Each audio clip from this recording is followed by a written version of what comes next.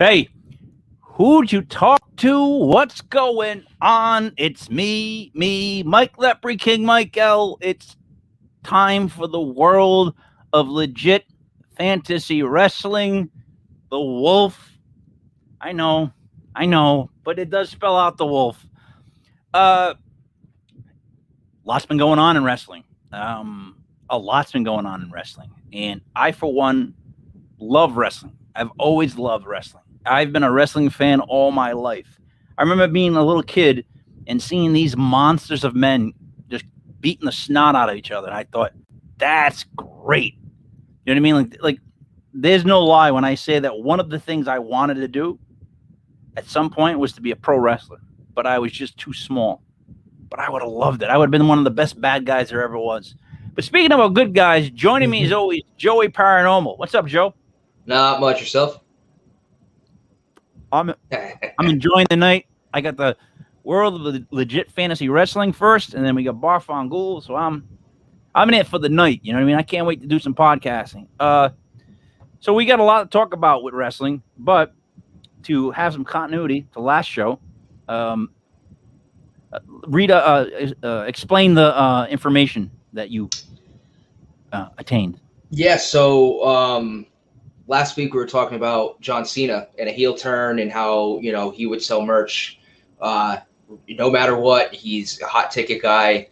I forget whose side of who we were on of, you know, I think that I was kind of on the side of, you know, a heel turn might not sell merch if it's not done right. And I was that it should. Yeah. He needs to do it. So I mentioned that he did the Super Mario Brothers 3 knockoff merch run when he came back for SummerSlam. I believe it was SummerSlam. I could be wrong. My memory's not great. But that was kind of a ripoff, obviously, of Super Mario Brothers, but it was also a ripoff of what CM Punk had done. So about a couple days, this is marked September 16th. So actually, I think it's the day after our last show, literally the day after our last show. Comicbook.com. John Cena calls recent WWE merchandise idea a catastrophic failure. So apparently they were selling like an NFT, a limited edition NFT, which I'm almost 30. I consider myself pretty tech savvy. I still can't figure out exactly what an NFT is. I know it's a digital online fungible token or something that you own, a digital thing that no one else does. But apparently they did an NFT. Yeah. What? Wait, what? I mean, I don't want to get too far into the weeds on this show, but an NFT is like a digital thing that you can own, be it like a digital photo. I believe there was a famous. What are you owning? A file, basically, like a USB file kind of thing. If to my knowledge, there was a meme, a really famous meme that from like 10, 11 years ago. It was one of the first videos on YouTube, and it sold as an NFT for I think hundreds of thousands of dollars. It's just weird. And it basically, they were, whoever won the auction were the sole. Is something running around in there? No, I don't know what the hell an NFT is. NFT? Yeah. NFT. I'm that far out of it officially that I don't have no clue. You could be making up 3 letters right now, and I don't even know. Yeah, it might be. But it's crazy. Fenway did an NFT, I believe, of like a picture of their stadium or something, and it's like a one-of-a-kind digital item that only you own kind of thing. It's like weird. I don't know the full roots of it because I can't fully grasp my head around it. But anyway, they did a limited edition NFT and a John Cena Signature Series WWE Championship spinner belt. The whole package was sold for $1,000, It also included some other merchandise as well from that Super Mario Brothers run. Cena revealed that only 37 were sold. Wow. WWE came up with the price point and didn't hesitate in calling the idea a failure he intends to learn from. And it's, I guess the value for everything was about $500 to $600. They priced it at $1,000, and it did not sell as well. And they basically, he admitted it was an awful failure. And then they have to learn from what they did, and they priced it too high, and I just thought it was really funny. A day after our show, after kind of having that back and forth about would Cena sell merch, is he a constant grab, and WWE destroyed a merchandise run from him. Nobody wanted a good guy Cena box for $1,000. I'm just being honest, and some of it wasn't even real. If he turned heel and became like Hollywood Cena, that box would have sold so many more. It would have been like ridiculous. I'm telling you, he's got to. If he ever comes back for real, like to wrestle, he's got to come back as a heel. That's. I'm almost at the end of it with that. Like it's written in the tea leaves, as they would say. All right, so I want to break down Raw Monday night. There were some parts that were great, like really great. And then there were some parts that I'm just like so sick of, or I just didn't want to watch. Some odd reporting coming out of Raw too. So it was definitely a weird show. The Charlotte and Alexa segment. Yeah, people left. Yeah, there's reports, and obviously Alexa refutes that pretty heavily. I wasn't there. I didn't see people leaving. They're also obviously not going to show people leaving. They always focus the camera on the left side of the ring if you're coming from the entrance ramp. So it's really, really kind of hard to gauge. But all right, but let's break down the show, because I'm gonna explain where they left and where I changed the channel. And if it wasn't for we'll just go over it. Yeah. So New Day comes out, starts the show. Never a problem with that. That's usually a good thing. I'm all for it, right? They come out, they do the whole thing, but then they call out the Bloodline, which is what they're being called now. So out come the Usos, Heyman, and Roman Reigns. There was a really cool moment when they both held the belts. Like that's something I've wanted to see for a while. Like both champs had their belts up. Roman put his up. Big E put his up. You know what I mean? And how stupid it looks having someone hold up a blue championship title. Just throwing that out there. Yeah, compared to the other one. All right, so then they're going to have a match, right? They have a match. It's the Usos versus Kofi and Xavier, right? I believe so, yeah. I don't think Big E was in the match. I think he was standing outside. No, it was a 6-man. It was the New Day and the Bloodline. All right. No, that's right. That's right, because Roman got the pin. Yeah. So out comes Lashley. This is the first time I think they've ever got Lashley right. I'm being dead serious. This moment of Lashley is the best Lashley we've seen so far. What do you think of that, Joe? Yeah, he was aggressive. He didn't say much. He put Big E through the barricade. I thought was pretty crazy. But yeah, he just came out and just destroyed everybody. Guy was pissed that he lost his title and just came out and ran rampant on whoever was in front of him. That's what they should have done originally with Braun Strowman. See the way he came out and just laid waste to everybody, as if to say, like, I don't care, you're the champ of this, I don't care if you're the champ of that. I'm whooping everyone's ass. Anyone gets in my way, even like Usos. Anybody gets in my way, I'm knocking them down. And he pulled that off perfectly. And Roman Reigns pulled off his ability to win at the end of the match perfectly. True heel. So glad that he got it, because it's almost like he's proven a point where if he's in a match, he's going to get the pin. Like that, and that's the best thing they could do with someone like him, is make sure he keeps getting the pin. You know what I mean? Mm-hmm. So that match in itself was phenomenal. I thought it was a phenomenal match. I really did. To start off like Raw like that, kick it off the two champs in a 6-man tag. But the back of my head said, "Ooh, this must be something wrong with wrestling right now to have all that like juice in the first match." You know what I'm saying? Like, are they starting to figure out that they just can't have like really two different divisions? They can kind of have guys just pop over. Is that what it's? I mean, it was like that for a while, but they're going to do that hardcore this time. Like, what's going on? You know what I mean? Wish. I still think they're going to do the draft. I think still it's like October 1st or something. So I don't foresee them going back to that, but I really do wish they would, because I think they're starting to see that not having Roman Reigns on Monday Night Raw, he's the draw of the whole company, and not having him on Raw is killing ratings, because last Monday's show was one of their highest rated shows in a while. People tuned in to see Roman Reigns. It brought that show back from the dead, right? Because I believe it's been getting beat by Dynamite the last few weeks. So it just goes to prove that you can have as much talent as you possibly can, but if you're isolating certain talent on certain nights, people aren't going to tune in to the night that they're the person they want to see. Not everyone watches like we do, where I'm a hardcore Balor fan. It's probably well noted now, but I'm not going to only watch SmackDown because Balor's on SmackDown. Like, I'm going to watch Raw because I want to see the circus show that is Raw. I'll watch it every week. Yeah, I feel like they're trying to tighten the reins. That's a weird pun, but I feel like they're trying to like bring in Raw and keep it. I don't know. At times I felt like they were doing the right thing, but all right, here we go. So now next you got Lashley backstage. He wants a match. I thought that was an awesome way to do it. He didn't care who was against both of them. It didn't matter to him. He wants a match. What's weird is that he didn't ask for a title match. That's what was weird to me. Yeah. He asked for a match to fight those guys. But I thought Lashley was all about the belt, getting the belt. So, or is he now just about beating people up? Is that what that was last night, the change? But I mean, when you think about it too, like, how does Roman factor into that? And I know Roman factors in because he's a draw, so they're going to make him work double duty. But in the continuity of, trying to make me not have to pretend like I just don't understand what's going on, Bobby Lashley shouldn't have any real beef with Roman Reigns. He should be looking to destroy Big E.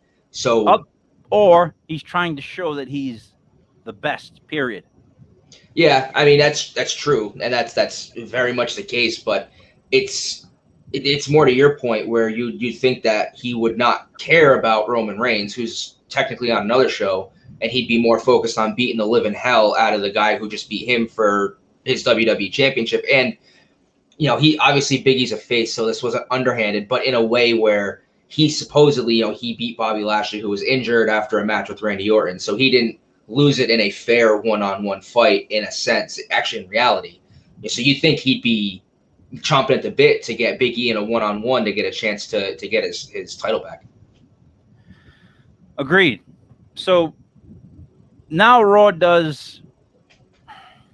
they have I can't even say it. They had Doudrop versus Eva Marie. I don't even want to see them on my screen, right? Wait, are we talking about 2 weeks ago show?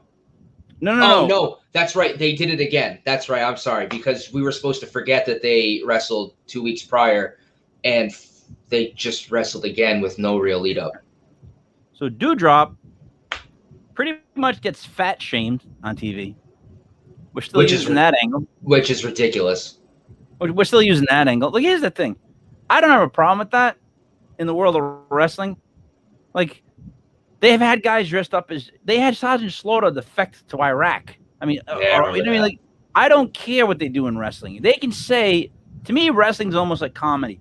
They can say anything they want. They can be as, like, un-PC as they want, because it's like a movie. It's supposed to be seen as something that's not technically real. It's a soap opera. And if you want to truly hate somebody, they would say stuff that makes you wince and cringe and be like, you can't say that. That's what you want. That nowadays, in this day and age, I would push the envelope so much more, because I know of the backlash that they would get, and I would just keep rolling with it. In other words, it's wrestling. It's fake. If people can't get a hold of that, then they're having a hard time. It did come off as awkward, though. I'll admit that. Like, it did come off as maybe they didn't do it quite the right way, because it really was a bad kind of fat shaming, especially coming from Eva Marie, who I just disgust. I mean, she's a beautiful person. She shouldn't be in wrestling at all. And then the match was like slam, bam, boom, pin. It's over. Like, what the hell was that all about, Joe? Like, why were they wasting our time with that? That little build up, the bang, the match. I mean, I have no answer for you. outside of to fill time. There are so many other female wrestlers that they could be showcasing. And honestly, I do think that they should be focusing or having Piper Niven or Doudrop. I prefer her original name, which is that, was at least a real name. I'm not saying she shouldn't be on the roster or being showcased, especially because I guess Nia Jax is injured now. So you need kind of like that more bigger, imposing female wrestler who's just literally going to run through the women's division. But I don't know if maybe that's what they're doing, and they're doing squash matches with an established name to kind of make you be like, holy crap, like she's tough. Like I don't know. I'm just trying to guess here. To beat Eva Marie? She's a name. It's better than a squash match over some jobber that they just hired from whatever city they're in. I think that a jobber had more wrestling skills than Eva Marie. Well, if a jobber showed up that I didn't know in like an outfit, I'd be like, I bet you she knows how to wrestle. Yeah. Eva Marie can't do squat, dude. She's probably getting paid. She's probably getting paid a lot to do absolutely nothing too. The whole situation's weird because you realize why she gets paid so much money? Because of her looks. That's it. Yeah. Not because of what she can say. Not because how she can wrestle, not because she can actually build genuine heat. She's just good looking, period. And she gets paid for it. Wow, what a job, right? Wow, boy, are we doing it wrong. Yeah. You know what I mean? If only we were that good looking, we could just get paid for our looks. All right, so that was ridiculous. So then again, Raw was good, and then they got ridiculous on. Next, I love Randy Orton and what's his face? AJ Styles. No. I love him and Riddle. Yeah, Matt Riddle. Yeah. Those two together, dude, right? It's like you keep waiting for Orton to snap or get mad, but then he just goes along with it, which I think is making Orton's character better. Like it's a development of his character where you're seeing him celebrate or enjoy the moment. It's because Riddle's so much of a dude. You know what I'm saying? Yeah. Don't you like that group? Oh, I love the two of them together. When Randy went on his little hiatus, I was actually a little worried that they may not bring him back. That's probably one of my favorite tag teams right now, just because of the duality of their personalities, and it fits so well. Then you've got Riddle singing Randy Orton's theme song, and you're listening to it, and you're like, like it's just is Matt Riddle the voice inside Randy's head now? Like it's just such a great little 1-2 combo that I hope that they keep it going at least for a little while longer, because a split's going to come eventually. But this is going to be a good way to push Riddle, right? Yeah. Riddle. The best thing about Riddle is that he's a bro and everything's like dude. But when he hits the ring, he's a former MMA fighter. Like he knows a lot of locks, holds, moves. Like, and he's getting better at pro wrestling. So I'm hoping that goes places. All right. So then after that, they went out and Randy Orton fought AJ Styles. And he told Riddle to watch out for Omos. So now this match unfolded with Randy Orton stealing an RKO at the end for the finish? Yeah, it was AJ Styles went for the phenomenal forearm. And as he goes to hop up onto the ropes, Randy Orton kind of started to get ready to catch him, because he did it like a month or two ago, where he RKO'd AJ Styles out of a phenomenal forearm. AJ jumps up onto the ropes, stops and drops back down, and Randy Orton notices he didn't jump, and they both just stop it. They point at each other like the Spider-Man meme. It was fantastic. It was just so good, because it's just one of those, a lot of the times between the ropes, people are so serious, and to see two guys who don't really take, and I know Randy's character has been serious, but lately he's not taking himself as seriously. And it's AJ Styles. He's always more of like the heelish kind of practical joker. It was a really cool moment. And then Randy, I think, still had an RKO like a move or two later to win the match. But it was a really good match with some really good moments too. So almost I think got barred from ringside halfway through the match as well. What do you think about the way he moves, Omos? He moves like a big guy. He moves better than some, but he still is kind of like a lumbering giant. I can't believe that they can't, because these guys come from like basketball backgrounds, right? And as I played basketball for a long time in my life.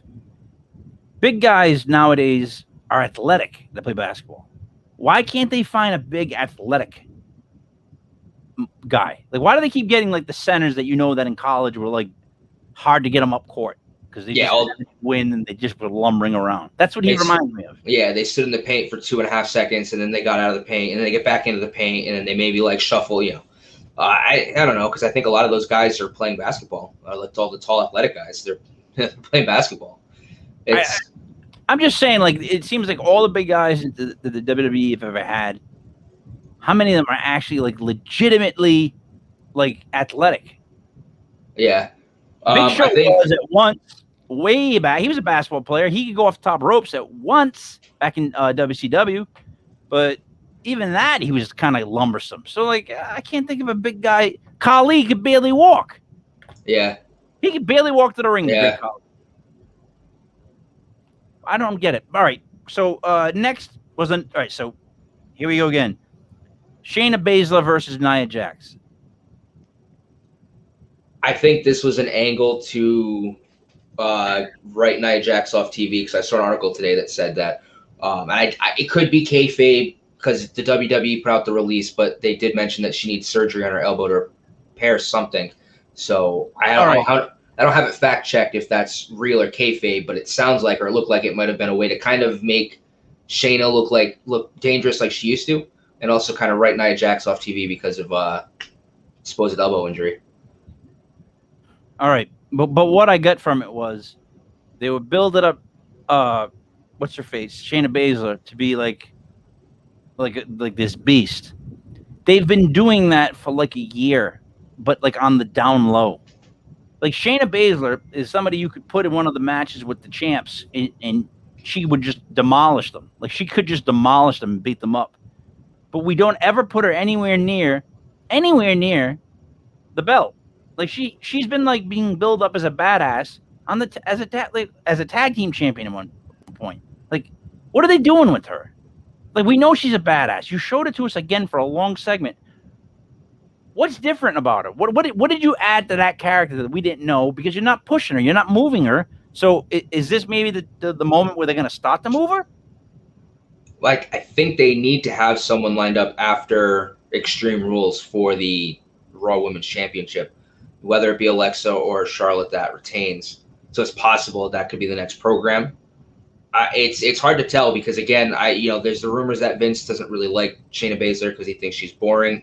I think we all know the real reason why he doesn't like Shayna Baszler, and it's messed up because, again, that kills me how that trope is still a thing in wrestling today. Because if you're talented regardless of looks, hair color, any of that kind of stuff. So it kills me because Shayna she's a badass, and if you let her, kind of tweak the character a little bit and give her a little more of a personality, she's literally someone that you don't want to mess with. You don't want to stand on the other side of the ring from her because there's a chance she might kill you. Like, legitimately just might kill you. I don't understand. I don't understand what they're doing with her. It just, so this segment was like, I was like, what? It was like, tell me something I already knew.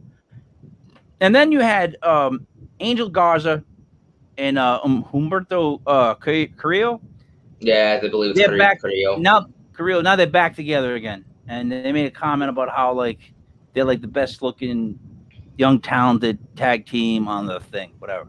And dude, they're boring. They were boring to listen to. They were boring to act like they were a big deal coming together. Then the match happened with them against Mustafa Ali and Mansoor. And that was like, just let Mustafa Ali wrestle. Everybody else just get out of the way. They should have just let him wrestle the whole time. I don't want to and then these kids, they won these guys, and I hated this segment. Well, what did you think of that segment?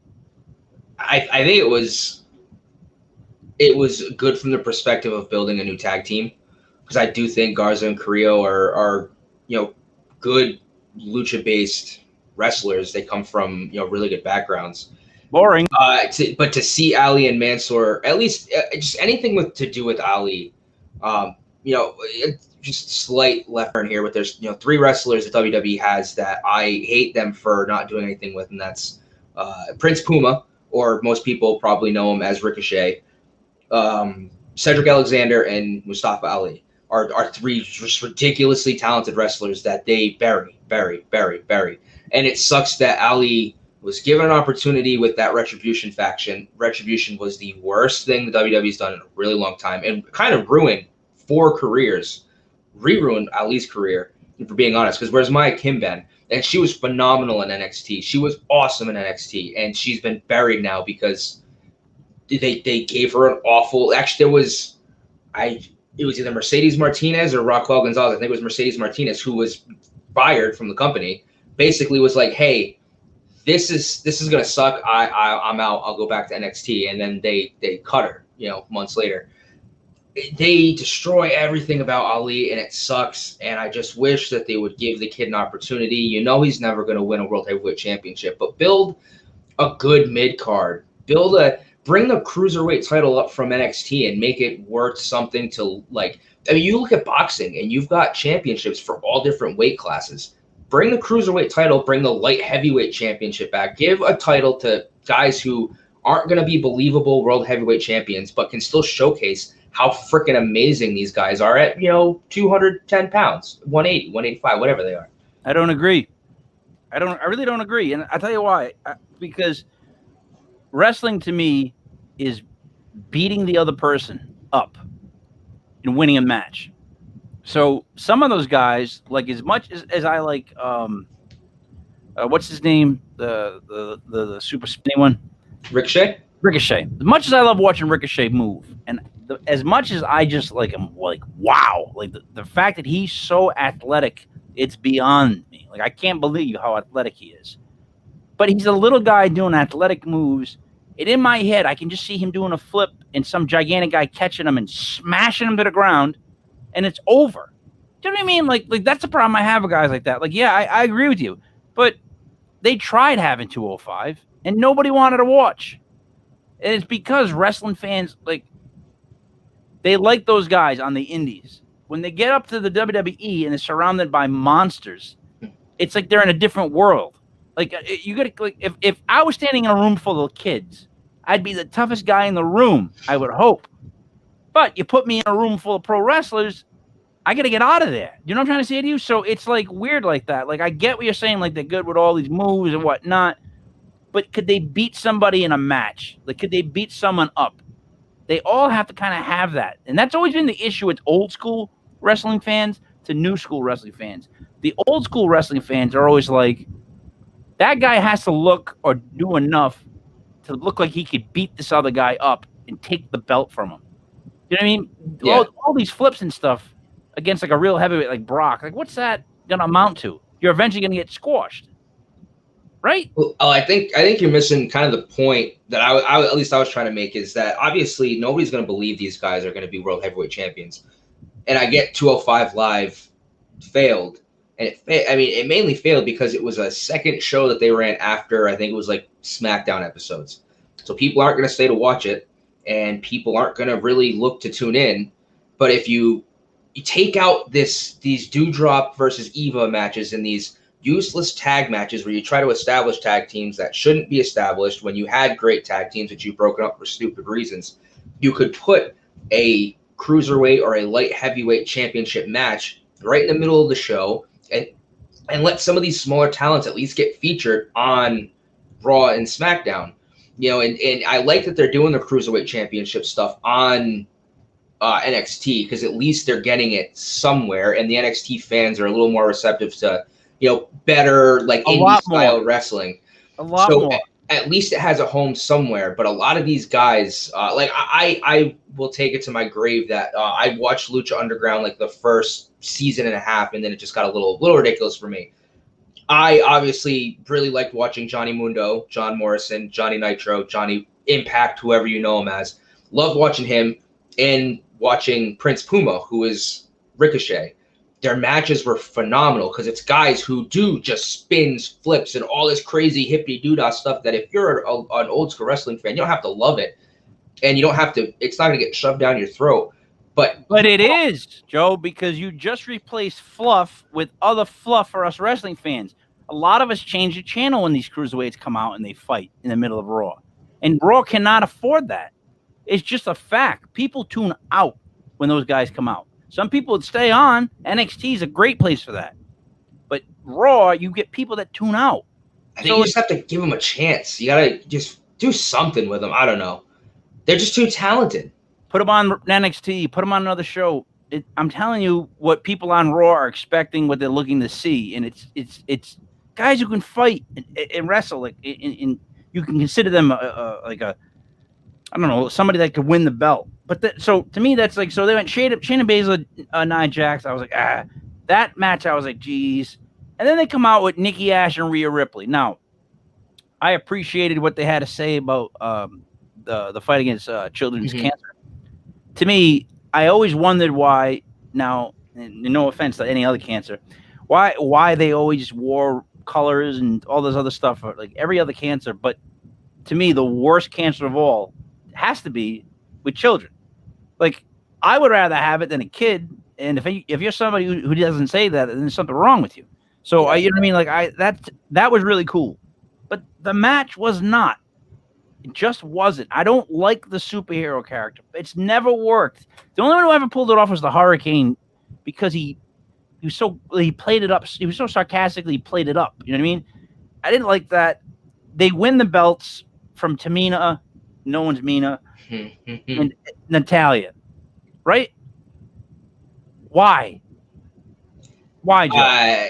Because the real reason is because Nikki Ash, or I love to say Nikki almost a superhero Ash, because that's like she gets referred to that. And it's like when people talk about, like when we talk about our military ID cards and people say cat card. No, it's your common access card. Saying cat card is redundant. I digress. It's a merchandise seller. A lot of young kids are buying up that merchandise, or the parents are buying the merchandise for the kids. I follow her on Instagram. She gets a lot of like fan, art made that she reposts. A lot of the younger fans in the demographic love the character. She's still selling merch like hotcakes, but they don't want to obviously keep the women's championship title on her for obvious reasons. Again, because she's just not a believable champion, but they want to give her a championship. They want her to have some kind of championship to still be able to say, almost a superhero is a champion, kind of thing. Like, that's just the way I'm looking at it. Is I think they're trying to keep her relevant to squeeze out some of that that merch sale revenue. She's Nikki Two Belts now. Yeah. Like, what, I don't get. Imagine they put two belts on that character. Like, dude, I'm sorry, and I like women's wrestling when it's done properly, and they don't do it properly at all. They just destroy. Like, so that's 3 segments in a row where I'm like, geez, Louise. Like, I want to interject. Bring back Shotzi Blackheart. Where is Shotzi? She's awesome. I am a big fan of Shotzi Blackheart. I didn't watch a lot of her matches when she was on the indie scene, but I followed her on Instagram for a while. That's where you kind of find a lot of indie wrestlers. Bring back the Tank. Bring back the Ball Pit. How dare WWE just bring her and Tegan Knox in and then go, hey, you know what? We're not going to give you a shot at the belt right now. We're going to give it to this almost a superhero character. Ugh, I hate it. So there's a lot of them that are buried. There's a lot. But like what I'm saying is, so here we go again with like ridiculousness. They come back and they do it again for the 4th segment in a row. They have Alexa Bliss do whatever it is she does, that Funhouse Playhouse. It's so bad. The fact that he's gone, she should just give that up. And even Charlotte Flair came out. And some of the stuff she said was pretty much like, give it up, whatever. She called her out for using for stealing someone's gimmick, or she had a line about basically like stealing a gimmick or something to that effect. So they don't strengthen Nikki Bliss in this at all. Like, nothing bad happened. She didn't like conjure up something. So it just made her it just made the character look silly.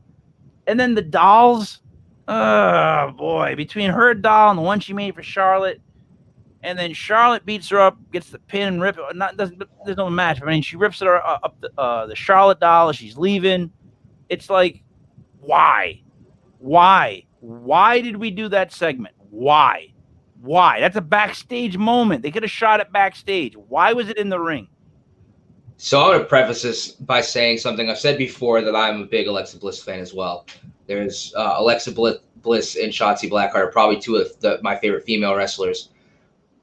I don't hate the segment just for the sheer fact that I think Alexa Bliss playing that character is for what the gimmick is. I think she does it fantastically, whether you like the segment or not, because I know it's not a good segment, but I think her and that character is just, it's funny, it's quirky, like it's whatever. You know, eventually they're probably going to, exercise her or however that's going to work. Because, Charlotte also mentioned that in their little promo, basically how Charlotte wants to bring the old mean Alexa Bliss back, because now Alexa Bliss is acting like a child playing on the playground kind of thing. That was, I think, sort of kind of like what she was saying.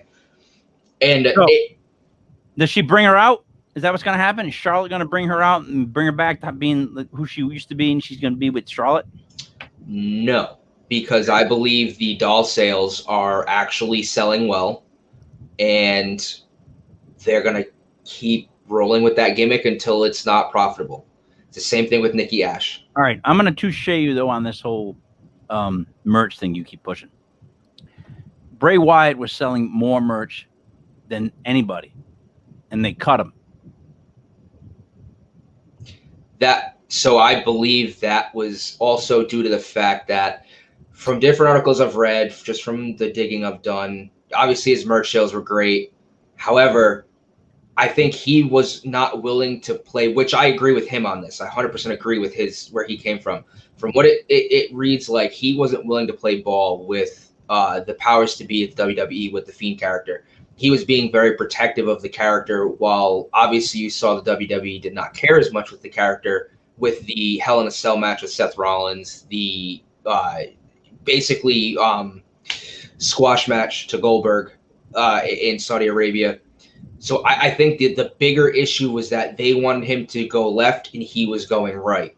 And because they couldn't come to an agreement, they were already looking to stave off some money, even though he was a hot merch. He was pushing merch. He was selling merch.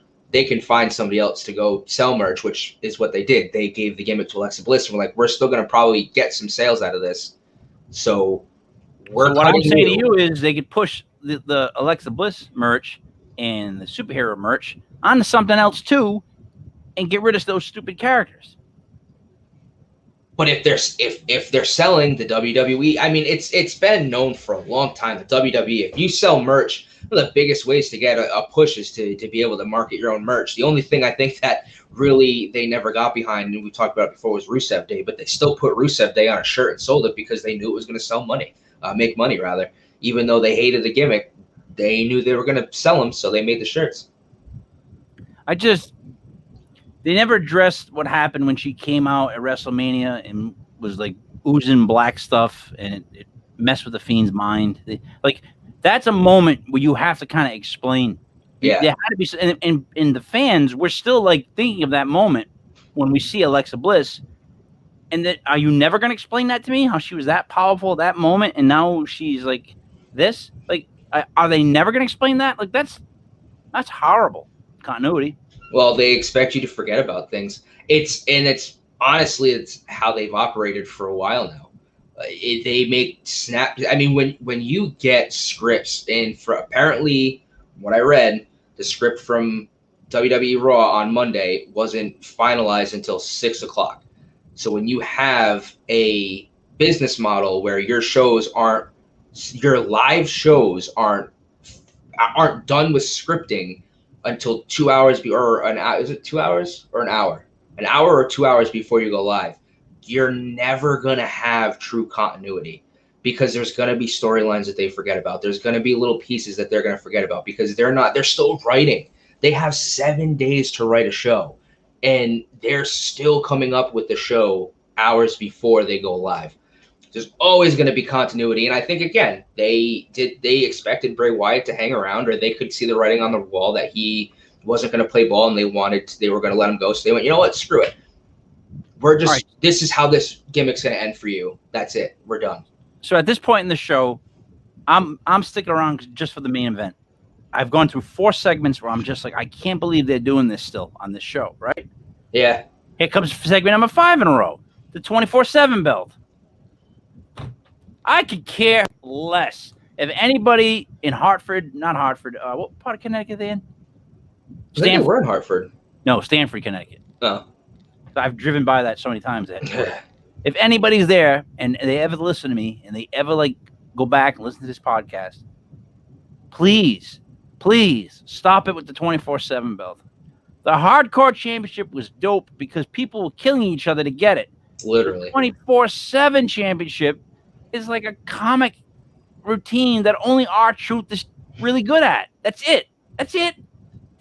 I'm done with it.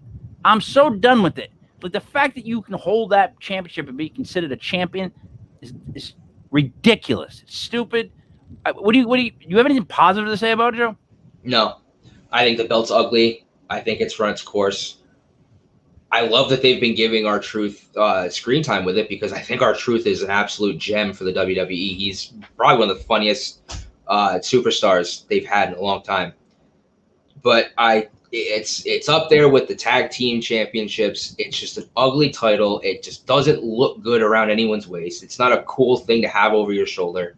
Just nobody's benefiting. Like, yeah, it's cool. You're putting these people on TV. They're getting screen time, but nobody benefits from that. So just get rid of it. Plus, everybody's that is in that segment mentally gets attached to the 24/7 championship. So if they go fight for another belt, it's like, that guy, he's one of the 24/7 guys. He didn't get killed. Hey, don't make fun of Jeff Hardy like that. I'm just letting you know that that's what it's kind of like, right? Yeah. All right, so ridiculous. That's a segue. Another one.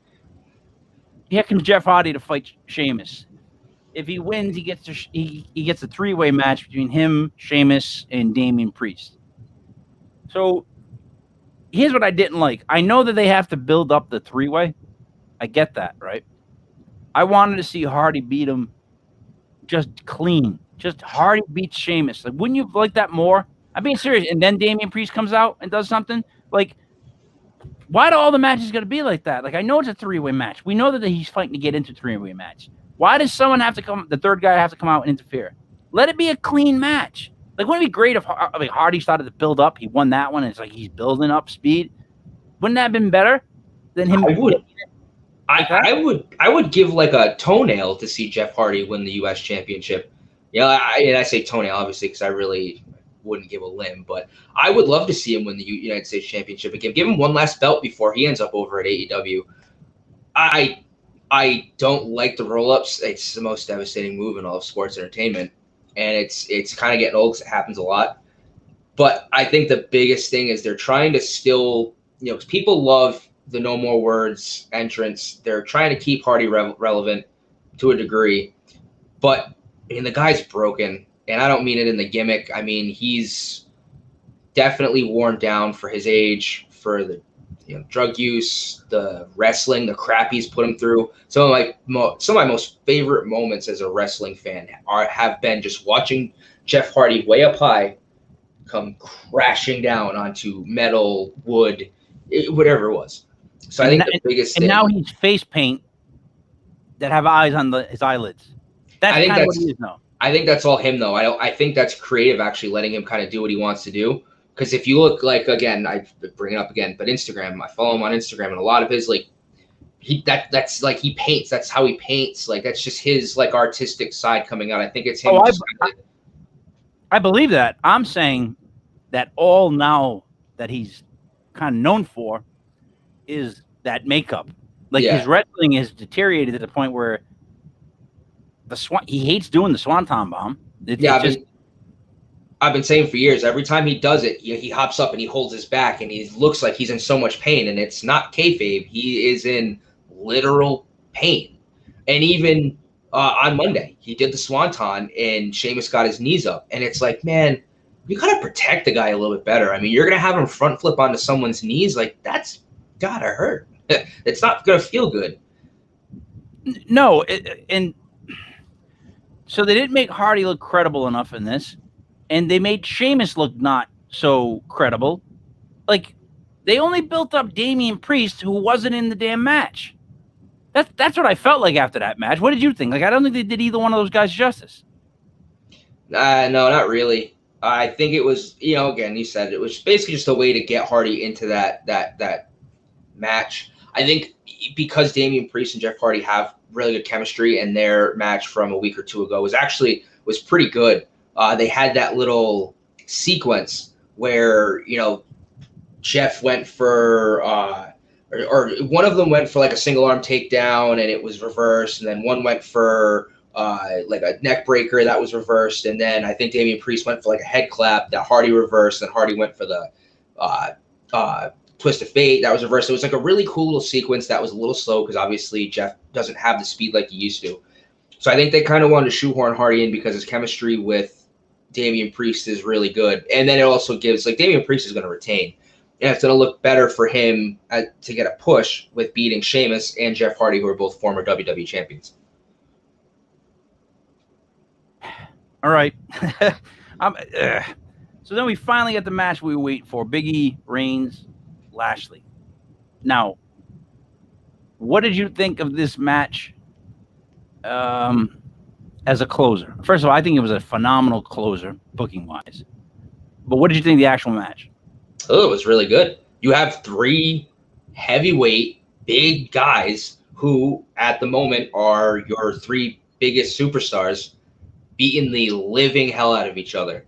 I'm pretty sure Big E went through another barricade. Lashley was hitting people with chairs. I don't remember, did Roman Reigns use a chair? I can't remember because I know they were doing dark matches over the weekend, or they were doing house shows over the weekend where Reigns was using a chair. I think this match, he kind of just got out of the way and kind of bided his time. But I remember because they're all running together now, but they did a little bit of a different ending than they were doing at the house shows, but it was just great overall. You saw everyone got their offense in, everyone had their late 2 count. It was phenomenal. I think it's weird that they didn't advertise this match, because you think that if you're losing viewers, you would want them to, and obviously they stayed around, but you would want to advertise your big main event to make sure people are watching your show. But I mean, either way, it was phenomenal. Probably one of the best main events they've had in a while. Not counting Big E's cash in, which was was great. So, here's my thoughts about changing the format of Raw. And I know we're probably going to talk about Raw this whole segment, but here's how I would change Raw. I would start off with clips from last week. That's what I would do as soon as the program came on. It would be like clips from last week. And then if there was any fallout from anything that happened, I would advertise it right there and then before the show started, like that this is going to drop. Then I would kick the intro, play the music, and then they can do whatever they want. But like in today's day and age, you got to tell people what happened last week so they can feel like they're connected to everything, and you should tell them what they're going to expect to see somewhat. You know what I'm saying? They can even just say like there's something, just trouble brewing between whatever. Just set it up like that. They don't have to come out and say there's going to be a match, but set it up somehow like that. You understand what I'm saying? Like the beginning of the show should be like a catch up. It should be like catching you up what's going on in the WWE, I think, really quick. Like if they did it like that, I'd be like, oh, that happened last week. Oh, okay. And the reason they don't do that is because they do the same matches so much that they don't want to advertise that they had this match last week and here it is again.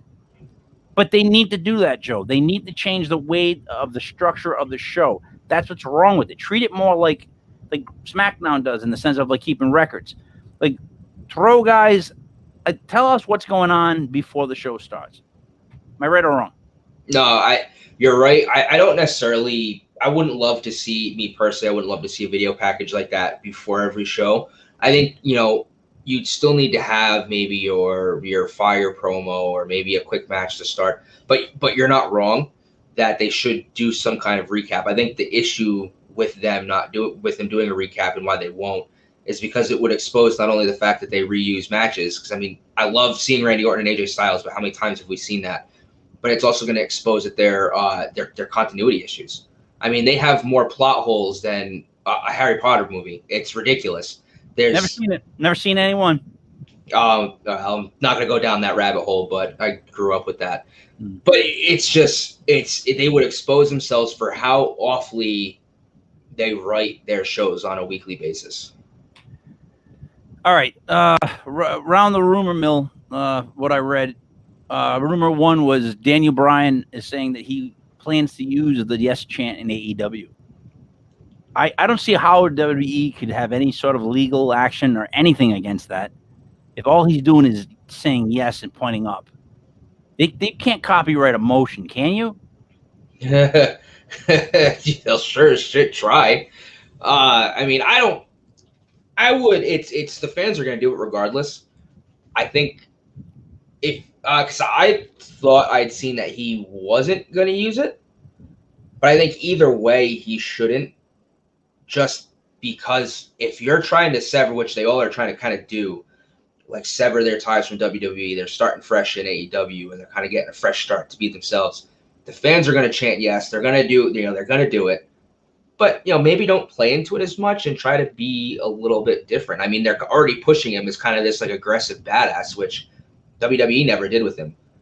He was a conservative, nature-loving tree hugger who his custom belt was horrendous, but it looked better than it looked better than a colored universe or a blue or red. I don't want to use that term, but it looked better than the championships they have now because it was different. They never gave him that. He was either the underdog or he was some nature freak. There was no real change in his persona outside of those. So if you're going to reinvent yourself in another company, you probably should stray away from what you were doing before, unless you have the broken Matt Hardy gimmick, then use that forever. But otherwise, kind of just separate yourself from what you were doing in the company that you supposedly were unhappy with. I'm with that. But second one was that King of the Ring. Fox is going to start airing King of the Ring October 1st. It's going to act like it's a preview for the return of the King of the Ring tournament. I don't know what that means. They're going to start doing King of the Ring October 1st, and it's going to act as a preview for the return of the King of the Ring tournament. So they're going to have the King of the Ring to let you know that they're going to have the King of the Ring? I didn't see that article. Is that on Bleacher? PW Insider says Fox will air Insider? King of the Ring special the weekend of October 1st, and it will act as a preview for the return of the King of the Ring tournament. Meaning that's how they're going to do it moving forward, or are they going to show it to us twice? I think it's probably it's probably going to be like a 1 hour special of like the history of the King of the Ring or like previous King of the Rings. They'll focus heavily on Stone Cold Steve Austin and how he made himself from the King of the Ring, and it's probably going to be something like that if I had to guess. And then the following week, you're going to see the next King of the Ring tournament, which they'll end up botching like they do with everything else. There's too many King of the Rings. So, all right. Fightful Select said Vince McMahon sent ideas to NXT for its future, and those included potentially using stronger language, which I have no problem with. Yeah.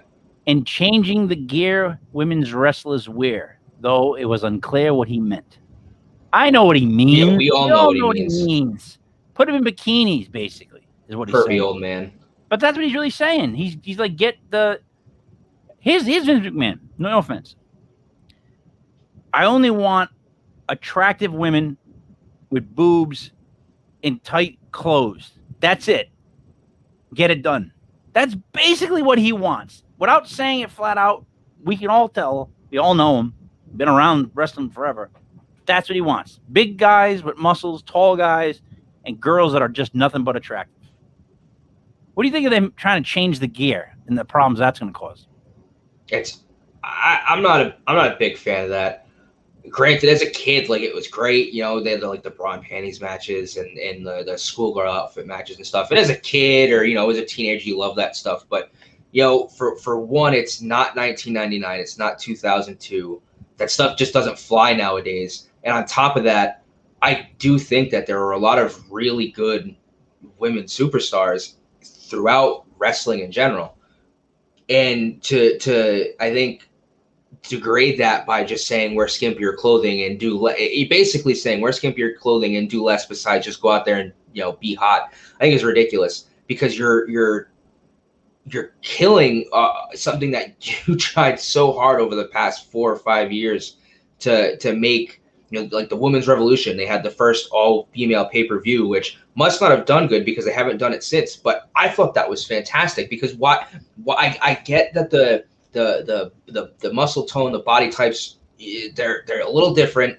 The wrestling not always on par with some of the top male superstars, but there have been some fantastic matches. I mean, you have anything with Charlotte, Sasha, and Becky. have all been home runs.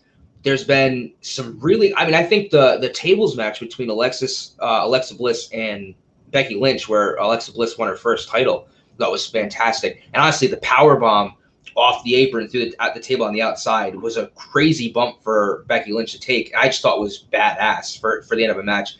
You risk ruining so much good that you've done for women's wrestling. And granted, he can do it if he wants, because there's at least one, but definitely there's two, but definitely one other promotion that will do the exact opposite and push real female wrestling with real athletic, actual wrestling matches, and just not gimmick matches to rope in a demographic that, I mean, do you really want at this point? I don't know.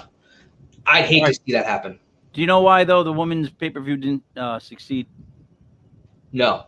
It's lack of talent top to bottom. In other words, they're very top-heavy. They've got a couple of like 4 or 5 girls that could just flat-out wrestle. And then you have just a bunch of stiffs that really don't move very well. Like, the competition level has yet to get to the point where I could see them having a full pay-per-view. It's just not there yet. Like, and maybe it's because some haven't been shown, and they just don't bring them out.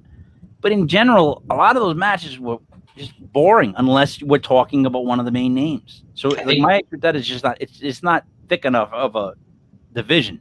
I think if they were to do it now, you'd have to obviously include NXT superstars as well, but they could do it now and make an actual well-established card. Biggest issue too is a lot of the matches aren't probably going to have a run-up to it, so they're just going to be matches for matches, and that's kind of the biggest killer to any pay-per-view is when you just have a match on a pay-per-view that doesn't really make sense or doesn't have any real story going into it. Exactly. So as far as AEW, right, I think they're doing a great job with a lot of things, like letting people talk, things like that. The WWE, I honest to God don't know where they're going. I don't know what Raw is such a train wreck in the sense, like I just said to you, it was an overall good Raw because there was like 1 or 2 really good matches, but you had all this other junk in the middle of the sandwich. That's where they lose me. Like, dude, I get tired around 10 o'clock. So sometimes I'll be like, you know what? I just watched 2 segments of ripping up a doll, and what the hell I'm out. You know what I mean? I'm like a blackjack dealer. I'm out, and I just leave. So they lose a lot of us, at least the old school fans. They need to have more matches like the AJ Styles, Randy Orton one. They need to have more matches with guys that are former champs or guys that are really good at wrestling. They get in there, and it's brutal. And it's just brutal. And I don't know why Vince won't allow cutting anymore. I love, as Batista said, it's needed in some matches. Like, it's needed to show what they're going through. It's really hard to believe that these guys smash each other for a whole match and nobody even bleeds. You know what I'm trying to say? Like, it would make sense when someone, bleeds. And save it for pay-per-views maybe, I don't know. But when there's a Crimson Mask going, like, I'm like, this is awesome. I'm like, this is awesome. Like, I love it when someone's bleeding in a match. It makes the match more intense for me. I like bringing back more adult language. I like pushing the envelope with things that are going to really, like, maybe go bad for them on, like, social media. I kind of like that. Like, I think that's what you need to stir things up. Like, you need to be loud and offensive and for people to notice you're in the room again. That's where I feel like with Raw, right? Because they definitely can make superstars like nobody else at all. AEW has yet to make a superstar, in my opinion, that would be on the level of, like, we could name like 10 WWE guys. Like, not even close. Like, it's just what they do. So for such a great company to not know what they're doing or to be doing things last second, what's going to end up happening? Because in my book, business-wise, they're going to fall apart. But what are your thoughts of where they're going to end up? It's not a good way to do business.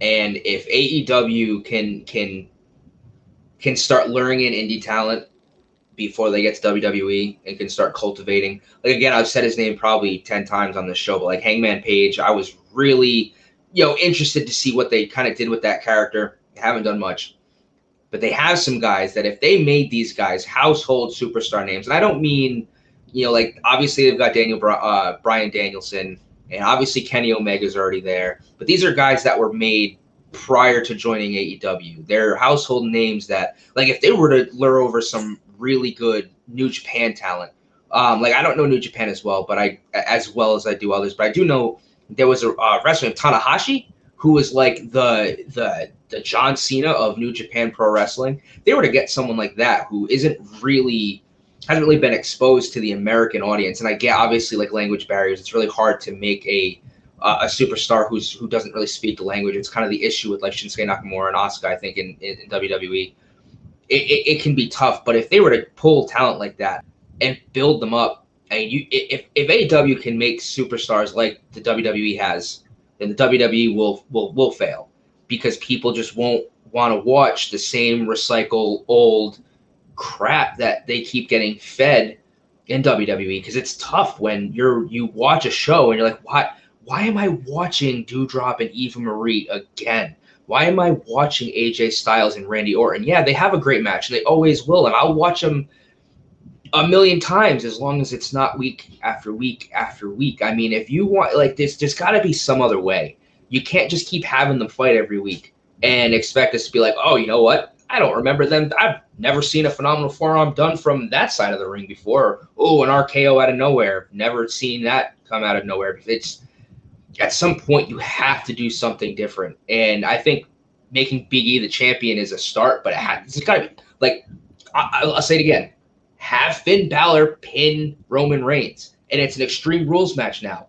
Have Brock Lesnar interfere. Let Finn Balor win that match. Let Brock Lesnar destroy Roman Reigns, and then Brock turns his attention to Finn Balor, and then he'll probably destroy Finn Balor, whatever. But if you want to do things differently, promote guys who you should be promoting. If Finn Balor can, and I think at this point it's not going to happen. I just don't see any way that Roman Reigns loses to Finn Balor unless he gets outside help, unless Brock Lesnar comes in and just destroys him, which kind of kills the Demon persona in a sense. But if you make it like the Demon's really close to beating Roman keeps kicking out, Roman hits Finn Balor with a chair, he's about to pin Roman Reigns, he's about to pin Finn, retain the title. I was going to start singing the Brock's entrance, but that was going to go down a dark road. He comes out, lays out Roman Reigns. Finn Balor gets the 1, 2, 3. Brock Lesnar destroys them both, walks away. Finn gets the title. Roman Reigns now is going to want to kill Brock Lesnar, and you let Finn Balor have great matches with some people that he hasn't wrestled before or ever. All right, so something different. So I don't even have Finn Balor in my final match of this. What I would do is I would have those three guys go at it again, like on a big show. Big E, Roman Reigns, and Bobby Lashley, and then I would have Brock Lesnar enter the ring. Him coming down with those three in the ring, the four of them being in the ring at the same time, would be so awesome. And especially if Brock came out and then laid all three of them down, bringing back the fact that Brock's by far the biggest badass. That would be so great. But have like Reigns like sneak his way out of it, maybe jump the thing with the Usos and get out of there, while Brock destroys the rest of them. That's what I want to see happen next. Joe, what do you want to say before we wrap it up? I got nothing outside of just really quick. I'm wearing a shirt called Stronghold Rescue and Relief. If you've ever watched Mr. Ballin, he was where I saw this. Ephraim Matos is a retired Navy SEAL. Does amazing things for people over in Afghanistan, especially since there's really nobody over there right now. He is basically a civilian who is helping get Afghanistan's people in Afghanistan out of the country. He's been doing it for a really long time, even before this whole mess with the United States, kind of just leaving. So if you go to, I don't remember the website off the top of my head. It might be on the back of the shirt if you can really see. But if you look up Stronghold Rescue and Relief, you can donate some money. You can give them money every month. They'll send you a shirt. It's just a really good cause to kind of, help out, because they're not making any money off what they're doing. They need all the help they can get to help these people get out of there and just keep some people safe. So that's all I got. All right. Stay tuned. Next, we're going to be live streaming Bar Fangul, our open sports forum. So I'm going to wrap it up for Joey Paranormal, for myself, me, Mike Lepre, King Mike L. This was the World of a Legit Fantasy Wrestling, brought to you by legitpodcast.com. You could also type in ripodcast.com, Rhode Island podcast.com. Heck, you can type in unsignedpodcast.com. It's all going to come to legitpodcast.com. So we'll see you there. Thank you for the show. Stay tuned.